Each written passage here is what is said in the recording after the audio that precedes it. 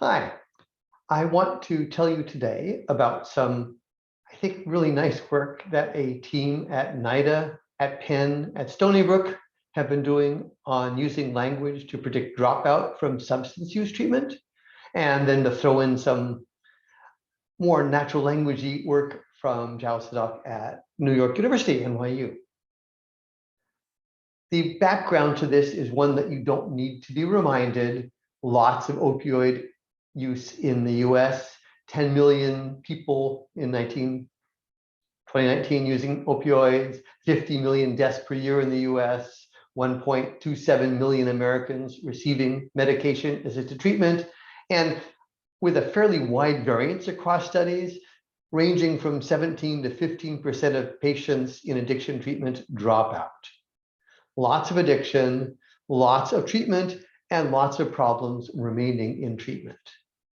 In the data set I'm going to show you, taken from 4 intensive outpatient urban community-based substance use disorder treatment facilities, we saw over 90 days from the time we started our study that at 90 days, almost half the people had dropped out of treatment.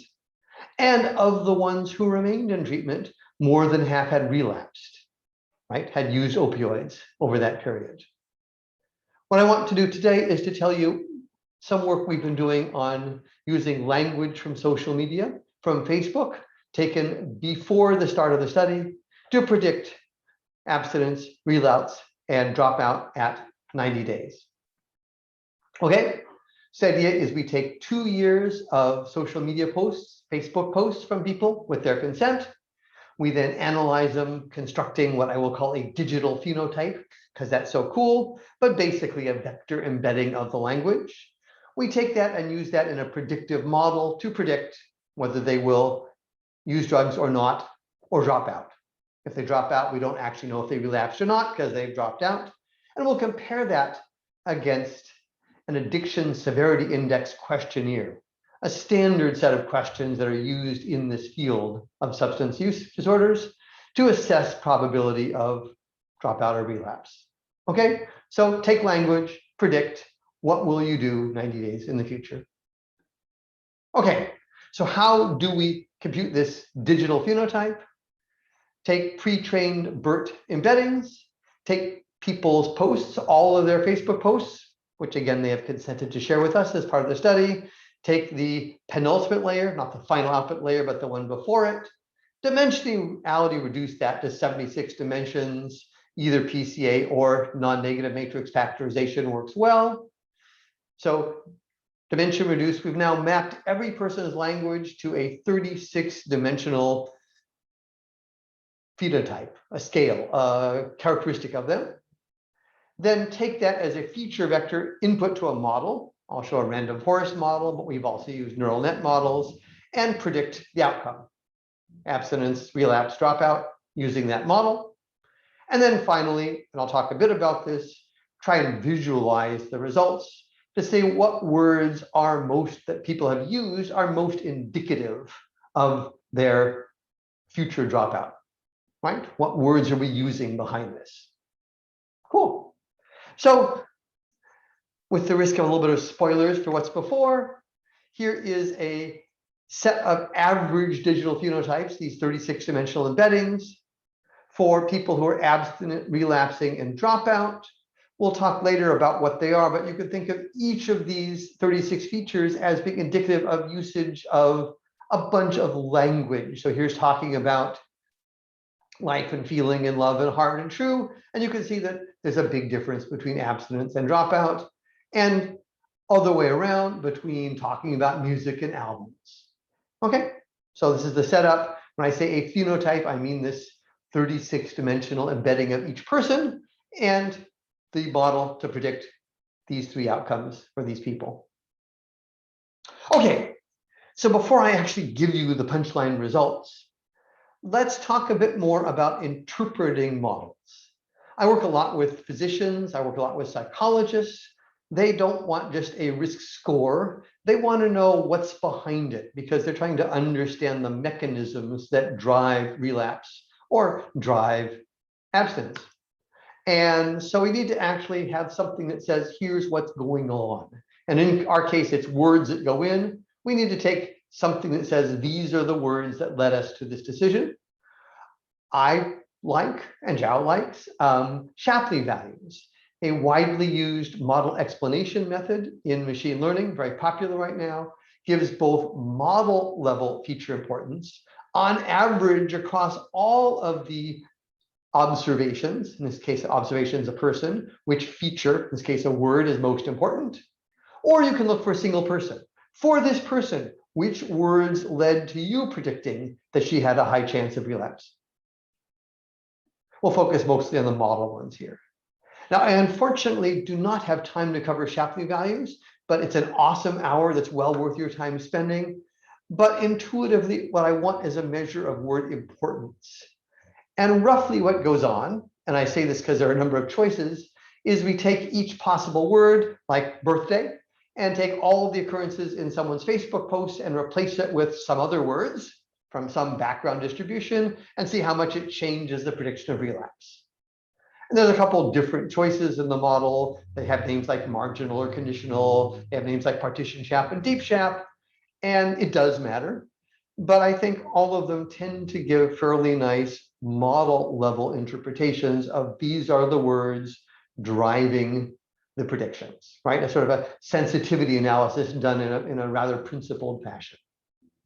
Cool. So we want to interpret models. We're going to do 3 stages.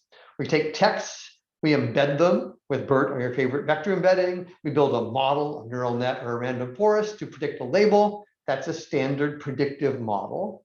Then we're going to invert the model using Shapley values and say, what words are the most important words in this model for giving these predictions, right? And you can think of changing a word in the text and saying what effect it gives on the label, which is a mapping from sort of the backward version of what drives the label. And finally, we're going to cluster the words to give sets of words. It's hard to look at thousands of words. If you group them together into what might be called a lexicon, they're much more interpretable. Let's look at each of those in a little more detail. Okay, so we take in a bunch of texts. I can't share this Facebook test from our participants, but here's one from me. We then take those and embed all the words in the text. And for a person level model, like we're using today, we'll embed all of their Facebook posts. We then just average all of those vector embeddings to get an overall person embedding. And often dimensionality reduce that down from 700 plus dimensional to a, say, 36 dimensional embedding. We feed that into a model and train up the model to predict, did you drop out of treatment or not? Did you use drugs or not at, say, 90 days? Okay, so the model takes in a set of language, produces a prediction of, did you drop out or not? A risk score. Cool. But to understand that, we want to go the other way around.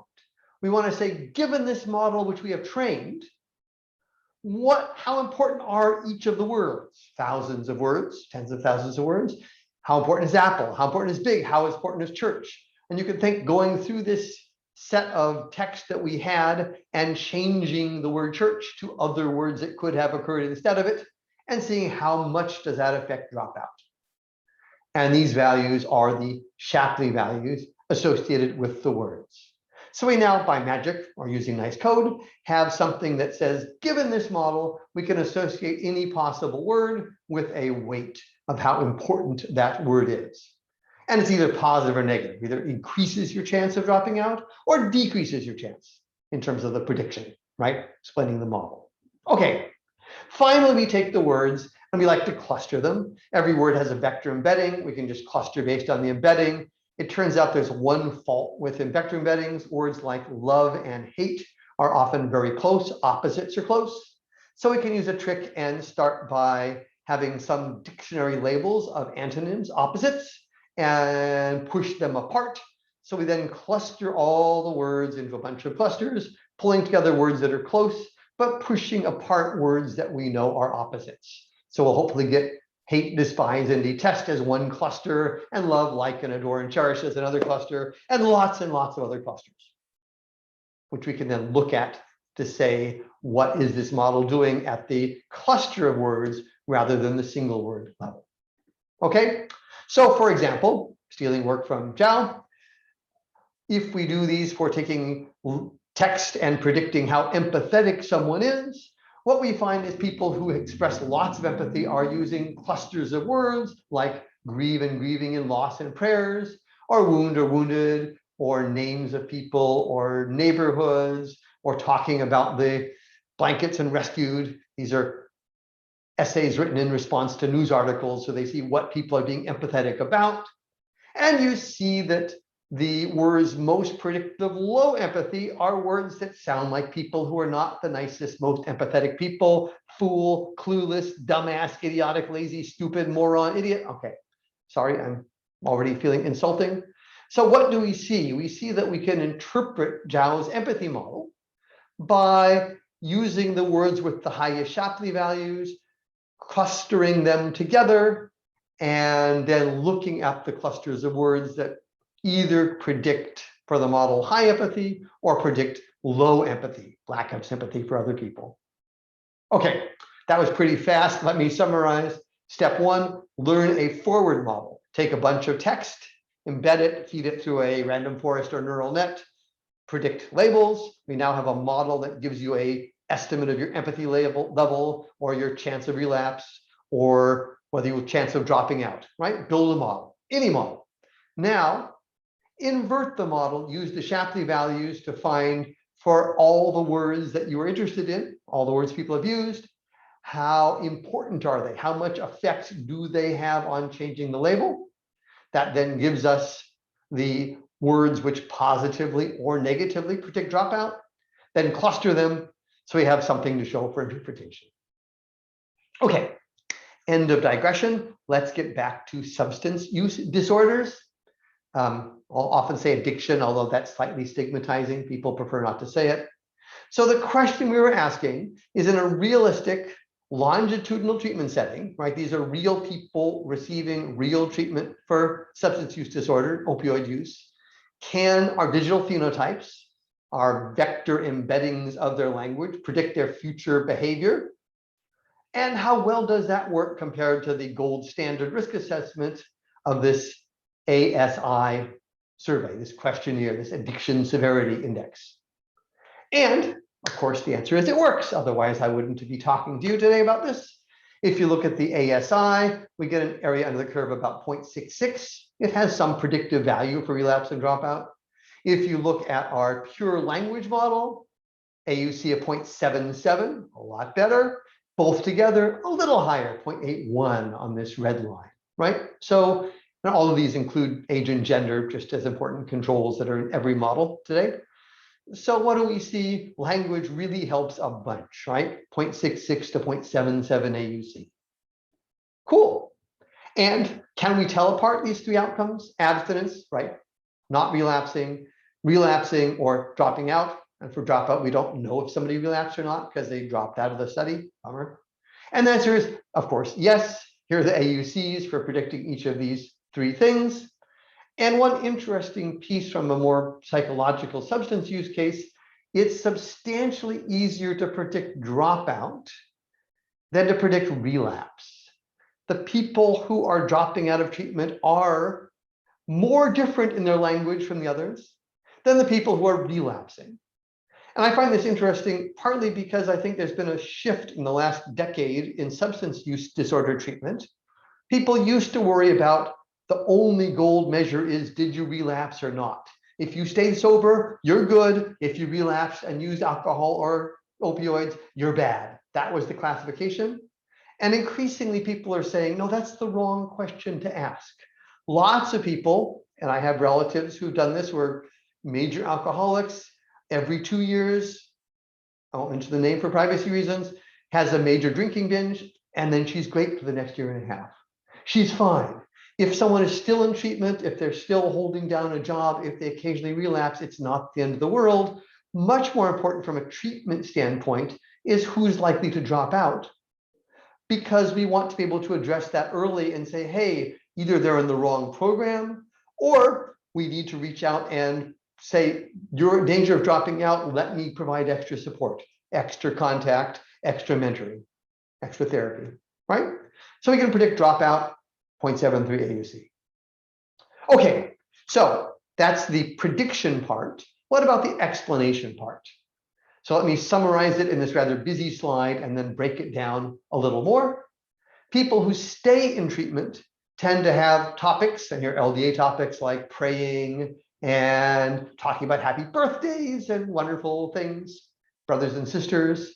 They talk more about religious, they get more religious language. They talk more about the present with their language. It's in the present tense. How are you doing now? They have more positive valence. Their emotional state is more positive, happier.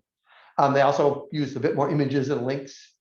On the contrary, people who drop out of treatment tend to use slightly longer words. They talk more about the future and a lot more about the past, right? Less about the present. And the stuff they're talking about in terms of LDA, latent differential allocation topics, lots of things that are, well, life. Stores and shopping and weirds and dogs and cats and rats. That's like internet to me, the cute things on the internet. And history, news, what's happening in America, right? So we see a big difference between the religion and birthdays and brothers and the present versus the past and news and the world, between staying in treatment and dropping out. Let's look a little bit deeper at those.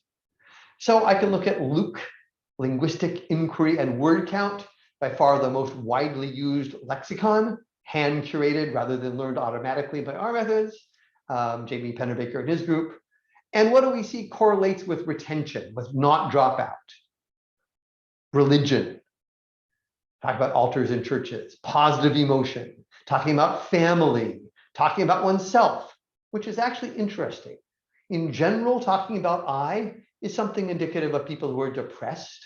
It's not usually a good thing, but in this case, it correlates with staying in treatment and talking about affiliation, allies and friends and social. So all of these things are perhaps not surprisingly tied with staying in treatment.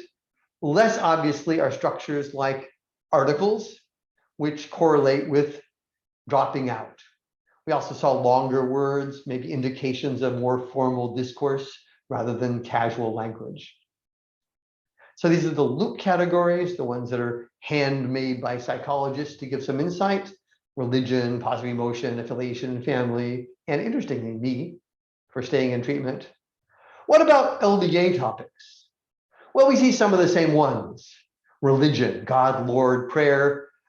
Either religion, well, both are true. Religion is protective. Religious people do stay in treatment more. And many of these treatments, like Alcoholics Anonymous, are religiously oriented. They're more attractive to people who are religious. Atheists can find the constant talking about prayers and God off-putting. Also, good morning and hope and birthdays and interesting things make sense. Gotta stay strong, positive, right? For the people that drop out of treatment, it's interesting, very different LDA topics, things that don't show up in the Luke categories, right? The psychological categories didn't have these, but we see shopping and cards. As I said, we see news about America and news about the world, mostly bad. We see people on the internet looking at cute pictures of rats and dogs. We see people walking the door. We see people driving and running and taking the car. We see people out in the world. So the people staying in treatment are very emotionally focused: God, friends, connections. The people dropping out are talking about the internet, news, doing things, very sort of fact-focused, thing-focused, right? Very different sort of styles of treatment. Things that, by the way, are really hard to see if you see a single word like loved or card or pick or walk or Muslims. Very hard to say why those things show up. But note that these clusters of words really give a fairly nice picture of the difference on average between people remaining in treatment and people dropping out. Okay, that's been a lot of information fairly quickly, but what did we see? Fairly clear message. First of all, language does remarkably well at predicting dropout from opioid treatment, substance use addiction treatment. We see both the Luke theoretical categories on religion and affiliation and positive emotion, and the LDA topics, which include these, and just lots of life, right? News and doing things. We see something that you can't see from the data, which is, I think, the treatment view that dropout matters more than relapse. It's more important to stay in treatment than it is to not occasionally use drugs. And what we do see, certainly mathematically, is empirically, it's more predictable. Dropout is more predictable than relapse. Finally, I think computer scientists often underestimate how important model explanation is. We're often focused on what's the AUC, what's the F1, how accurate are we? And that's important. You have to be accurate. But it's also important to have some way of presenting them. And the way that I'm currently finding the best is Shapley values for measuring feature importance in these complex nonlinear models, followed by clustering to group together the words so we can really see what's going on with large sets of words. As always, there's lots of people involved. I've shown the 3 people here, Brenda, Ting Ting, and Andy, who are doing the substance use, Zhao, who's leading the team on the lexicon development, the feature interpretation, and there's 24 others at the World Wellbeing Project at Penn and around the country. And with that, I thank you and look forward to answering questions.